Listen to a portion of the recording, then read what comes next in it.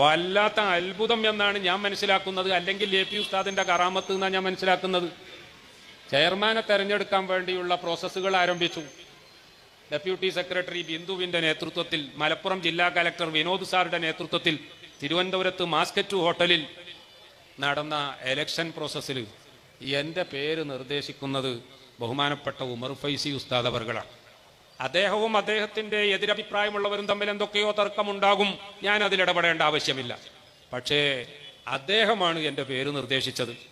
എല്ലാവർക്കും അഭിപ്രായ വ്യത്യാസങ്ങളും മാറ്റി നാടിനും ദീനിനും സ്വന്തം ദുനിയാവിനും ആഖിറത്തിനും ഒക്കെ ഉപകാരപ്പെടുന്ന രീതിയിൽ പ്രവർത്തിക്കാൻ അല്ലാഹു തആല തൗഫീഖ് നൽകുമാറാവട്ടെ എന്ന് എല്ലാതരം വ്യത്യാസങ്ങളിലേക്കും സൂചിപ്പിച്ചുകൊണ്ട് ആ ദുആയിൽ ഒതുക്കുകയാണ്.